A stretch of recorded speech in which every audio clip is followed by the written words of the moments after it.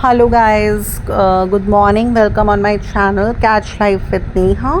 सो अभी मैं अपनी साड़ी पहनकर तैयार होकर ज्वेलरी वगैरह पहनकर मैं आ चुकी हूँ अपने ड्राइंग रूम में एंड पूजन करना स्टार्ट कर रही हूँ। सबसे पहले मैंने अपने हेड को कवर किया, जो कि हर पूजन में करना बहुत इंपॉर्टेंट होता है। अगर आप नहीं करेंगे तो ये एक तरीके की कमी है आपके पूजन में। उसके बाद मैंने हाथ जोड़कर प्रार्थना करी, जो भूल चूक हो गई है उसकी क्षमा मांगी और सभी देवी देवताओं से सुख और शांति की प्रार्थना करी।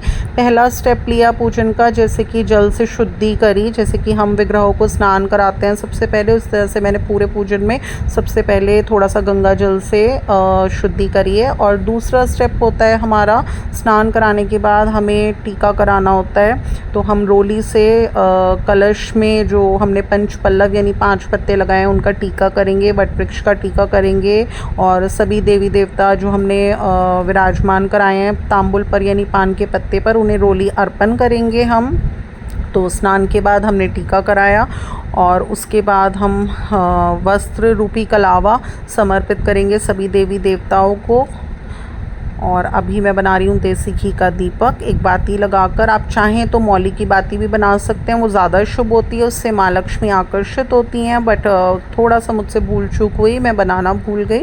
तो बस अभी मुझे शुभ मुहूर्त में अपना, जो कि 12:30 से स्टार्ट हो चुका है, अपना पूजन शुभ मुहूर्त में ही कंप्लीट करना है। तो बस अभी मैंने देसी घी का दीपक लाइट किया अपने सकोरे के ऊपर। और अभी मैं लाल चुनरी जो कि लेकर आई थी, मैं वट वृक्ष को उड़ा रही हूँ, जो कि वस्त्र है एक तरीके का जो इनको समर्पित किया हमने। अभी मैं थोड़ी थोड़ी रोली सभी देवी देवताओं को अर्पण कर रही हूँ और उसके बाद मैं थोड़ा सा चंदन सभी देवी देवताओं को अर्पण करूँगी। तो ये कुछ चीज़ें हैं जो कि हमें ध्यान में रखनी होती हैं, हमें सभी देवी देवताओं को अर्पण करनी होती हैं। अभी मैंने लिए थोड़े से अक्षत यानी चावल, वो मैं सभी देवी देवताओं को अर्पण कर रही हूँ। इसके बाद लिए मैंने काले चने जो कि मैंने अंकुरित कर रखे थे, ये भी सभी देवी देवताओं को अर्पण होते हैं। अभी लिए मैंने पुष्प यानी फूल, कुछ छुट्टे फूल, हम सभी देवी देवताओं को, कलश को, सागर को, वट वृक्ष को, सबको हम अर्पण करेंगे। और अभी इसके बाद मैंने फूल माला भी हमें वट वृक्ष को अर्पण करनी होती है, तो वो भी मैं अभी करूँगी। इस तरह से देखिए, तो फूल माला अर्पण हो चुकी है हमारे वट वृक्ष को। हर स्टेप लेकर हम हाथ जोड़ सकते हैं, प्रार्थना कर सकते हैं।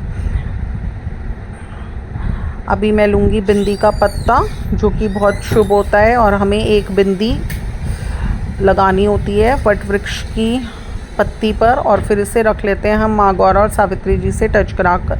ये है मेरी सिंदूरदानी जो कि मेरे हस्बैंड ने मुझे गिफ्ट करी इस पूजन से पहले, और मेरी बैंगल्स ये मैंने अपने पूजन में रख ली, क्योंकि ये दोनों सुहाग की निशानियाँ हैं तो बहुत शुभ होती हैं, पूजन में रखकर शुभ हो जाती हैं, फिर आप इन्हें वेयर कर सकते हैं।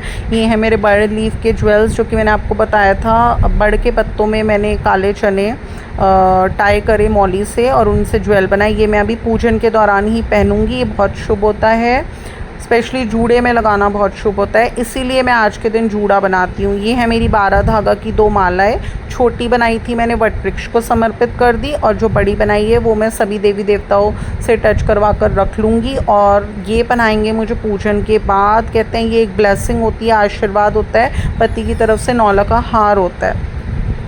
ये है मेरी बायने की थाल, जिसमें कुछ स्प्राउटेड ब्लैक ग्राम्स, थोड़ी सी देसी खांड एक कटोरी में, मेरा शगुन का एनवलप है, जो कि मैं अभी आपको नेक्स्ट व्लॉग में निकाल कर दिखाऊंगी बायना, और फिर मैं इसको एक तरफ रख लूँगी। अभी ले रही हूँ मैं कलावा, और अभी मैं इस कलावे को अपने कलश पर टाई कर रही हूँ। मैंने बताया था कलश स्थापना तभी संपूर्ण होती है जब हम इस पर मौली बांध देते हैं, और कलश स्थापना का मतलब है सभी देवी देवताओं का हमारे घर में स्थापित होना, तो बहुत शुभ होता है। तो इसलिए हमें मौली टाई करनी चाहिए, सागर पर भी और कलश पर भी। और मिट्टी के बर्तन इस पूजन में रखना बहुत शुभ होता है, तो जिस भी सुहागन को मैं दूंगी मिट्टी के बर्तन, ये उसके लिए बहुत शुभ होंगे। ये है मेरा 16 श्रृंगार का सामान, जिसमें कि विशेष तौर पर बिछिया, चूड़ियाँ, सिंदूर, ये सब बहुत इम्पॉर्टेंट था। मैंने पूरे 16 श्रृंगार के आइटम्स सब गौरा माता से, सावित्री जी से टच कराए और मैं इस पूजन के बाद किसी सुहागन को दूंगी। तो मेरे लिए तो ये शुभ है ही, उसके लिए भी शुभ होगा जिसे मैं दूंगी। और अभी मैंने मौली ली है और मैं परिक्रमा लेने जा रही हूँ। मैंने मौली का एक सिरा अपनी वट वृक्ष से बांध दिया है। हाथ में मैं ले लूँगी कुछ काले चने अंकुरित, और मेरे को परिक्रमा आप कितनी भी ले सकते हैं, 5, 7, 11, तो मैं 11 परिक्रमा करूँगी। और हर परिक्रमा के ख़त्म होने पर हमें थोड़े से काले चने वट वृक्ष को समर्पित करते जाना है। और इस तरह से हम लेंगे पूरी 11 परिक्रमा। लेकिन कहते हैं एक परिक्रमा हमें यमराज के नाम की एक्स्ट्रा भी लेनी चाहिए, क्योंकि है ये एक तरीके की सुहाग पूजा जिसमें सावित्री जी अपने पति सत्यवान के प्राणों को यमराज से भी वापस लाई थी। तो इसलिए हमें यमराज के नाम के भी एक परिक्रमा हमें एक्स्ट्रा लेनी चाहिए, जो कि मैं पूरी 12 परिक्रमाएं लूँगी। और मैं सावित्री जी से, माँ गौरा से प्रार्थना करूँगी कि मेरे दाम्पत्य जीवन पे अपनी ब्लेसिंग्स बनाए रखिए। माँ सावित्री जी से प्रार्थना करूँगी कि जिस तरह आपकी बुद्धि बनी और आपने इतनी डेडिकेशन से अपनी मैरिड लाइफ को संपूर्ण किया, वही बुद्धि आप मुझे भी दीजिए। तो बहुत इम्पॉर्टेंट है मेरे लिए सब कुछ, एंड पूरी डेडिकेशन से मैंने अपना ये सब किया है। तो एक छोटा सा व्लॉग था मेरी वट सावित्री पूजा पर।